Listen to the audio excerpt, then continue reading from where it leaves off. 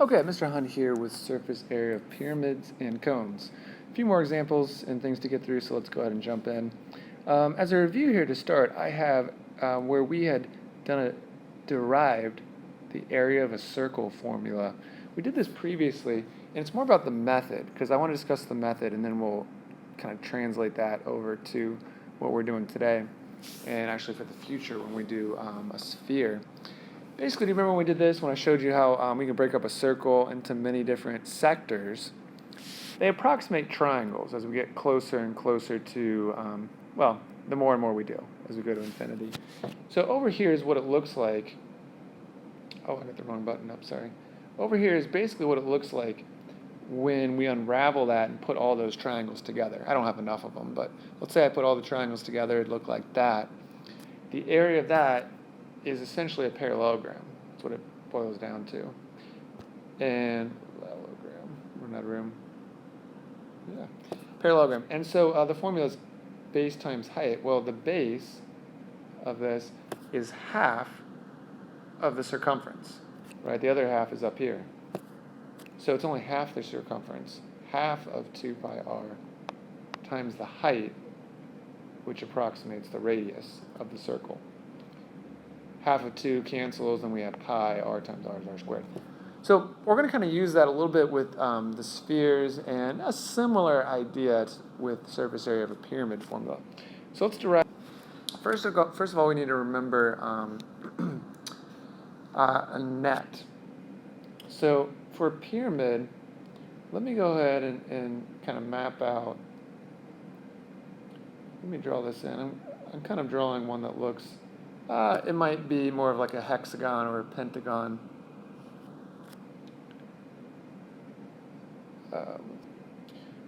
So it doesn't really matter what the shape is on the base there, but we're going to have congruent triangles going around. Okay, now the formula of a period, first of all, surface area, okay, what's outside covering, we got the base, so base area we know is capital B, plus we need all the triangles around the outside. So let me do it below, and then I'll fill it in up there what it is. Well, so I'm going to get the sum of all the triangles. Well, the first triangle. Now, sorry. Let me outline, lay this net out a little more.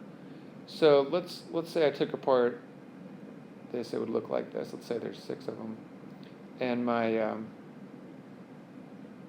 I get that right? 1, 2, 3, 4, 5, 6. Yeah, that'll look good. So that would be basically what my net looks like. Okay, all the triangles, and then you kind of fold them up together there, and then you have the base.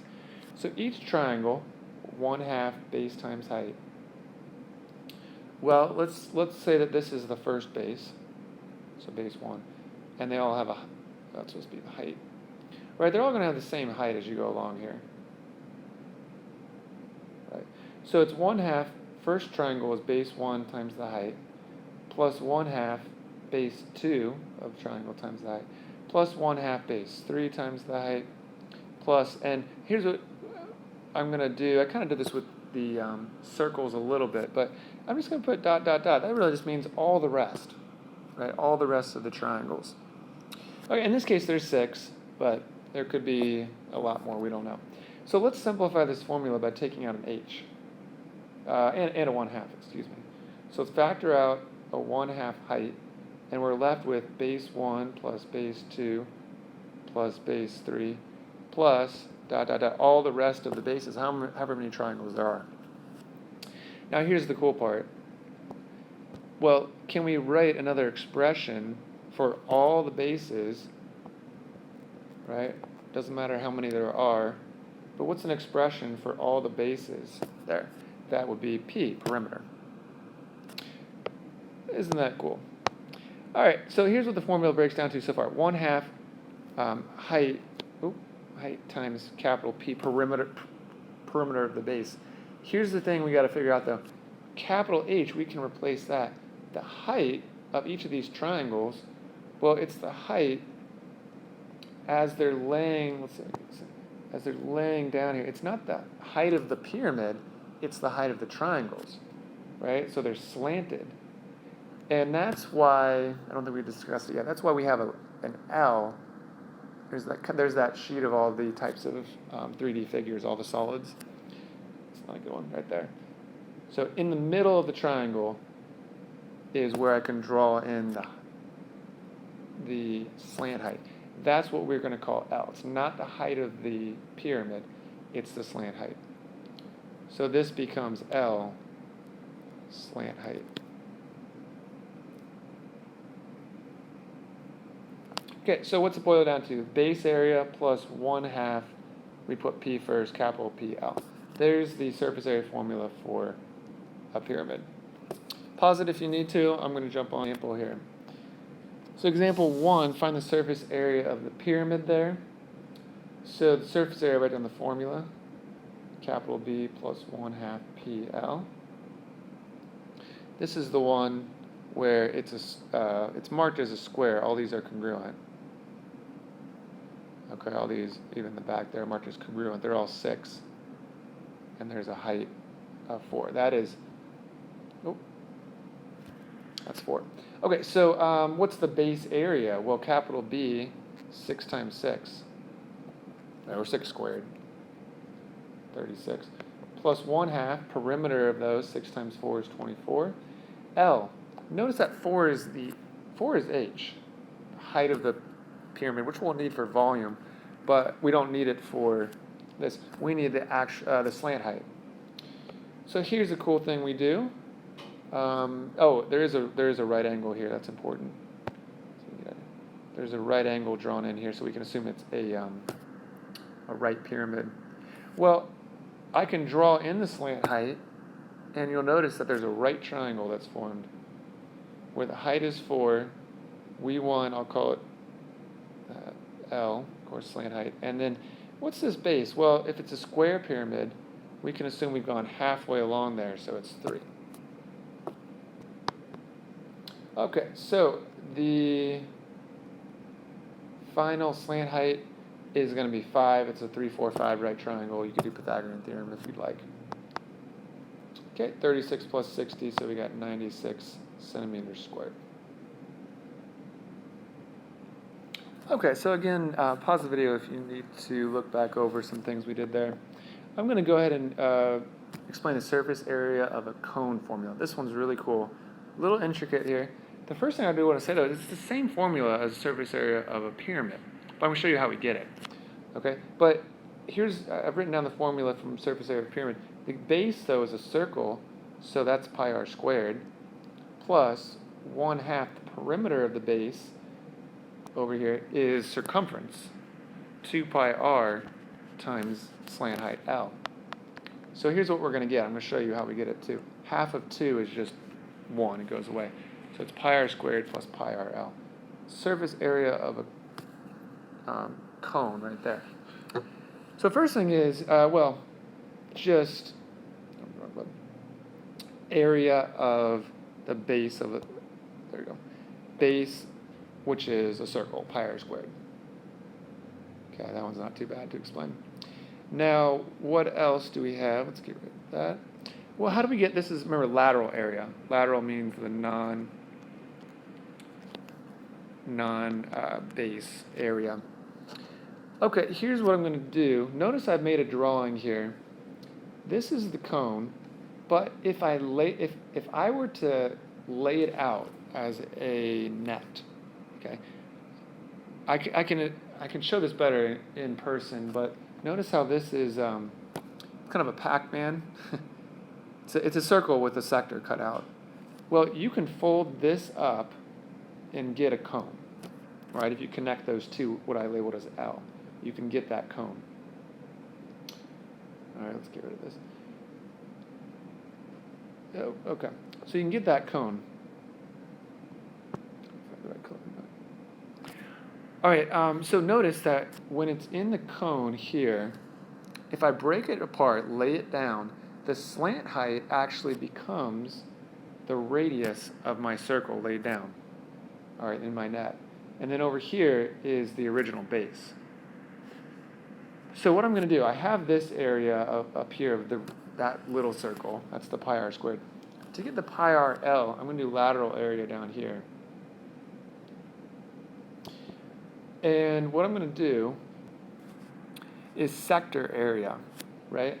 I don't need this entire circle area. I just need the sector. Let's see if I can. Right? I just want all of this. Right? So what's the area of that? Well, it's a sector. So I need the measure of the arc over 360 times pi radius squared. Now here's something I want to start off first up. Let's do this. Okay. Yeah, this will be fun. Oop, there we go. So let's do the formula pi radius squared. The radius here is L. So it's pi L squared times, now I'm not going to be able to get the measure of the arc, but I'm just going to do a fraction that I know. So I'm going to do a different fraction part to whole of the circle that I know. And here's what I do know. I know the entire, I know this circumference, I know that circumference compared to the whole thing. Okay. So first off, the whole circumference, let me go back to maybe, so the whole circumference all the way around is 2 pi times my radius, in this case L. The orange part I outlined, orange part right here, this part, well, what was that? That was the original circumference.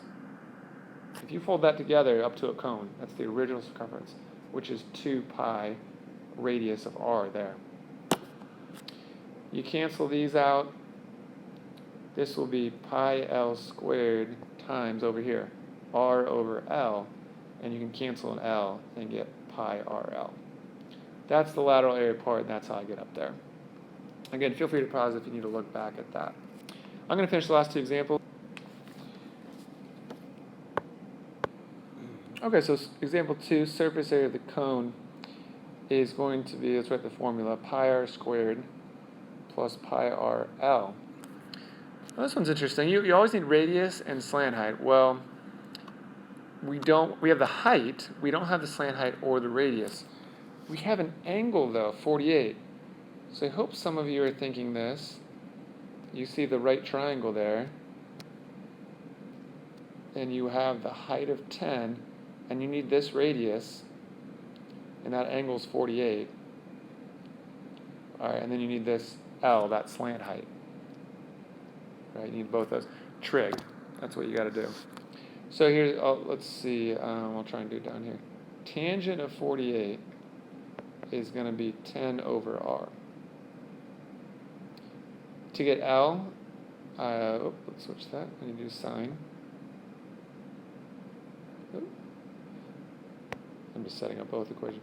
Sine of 48 is going to be 10 over L. We do the old switcheroo in each one. Old switcheroo. Switching each of these. I got that equal sign in there, but oh well. So R is going to be 10 over tangent 48. L is going to be 10 over sine 48. All right, you put those in your calculator. Pause it if you'd like. R is about 9 and L is about 13.46. So let's put them in up here. Pi, it's very close. It's like 9.0, but I'll put 9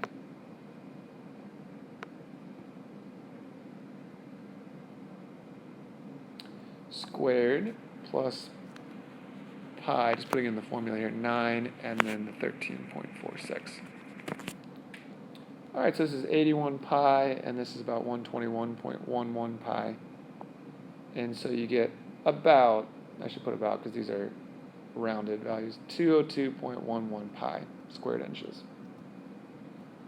Okay, feel free to stop, look back. One last example to finish. Example 3, this is a really lifelike example. I mean, that's basically me out there. I've taken this, I should have taken an actual picture so you guys could see, but, I'm performing on stage, got my guitar out, I'm kind of in the background. I don't usually have this spotlight on me, but usually got this cone on me, and I'm always wondering, what's the surface area of this cone that's covering me? I mean, I'm often wondering that. So, well, let's do this. Let's find the surface area of this cone. Actually, I'm sorry. In this one, I know the surface area. I measured it, and I'm just trying to figure out what's that diameter on the stage there for the cone. All right, so we need radius, and then we'll get diameter from that. We're given that the surface area is 200 pi, and we're also given the slant height of 17. This is one of those classic work backwards problems. Okay, so I'm going to go ahead and cancel a pi. We've seen that before. I'm essentially dividing every term by pi. Oh, let's get out of that. There we go. So I'm left with 200 equals r squared plus 17r. And I can try and factor. I'll subtract 200. Okay, and factoring is going to work. Why don't you pause it? Think about what two numbers multiply to get the negative 200 and add to get 17. Okay, 25 and negative 8. So you get negative 25 and 8 for the radius, but you can't have a negative one. Double this to get the diameter. 16-foot diameter out there. Good to know. All right, this is surface area of pyramids and cones.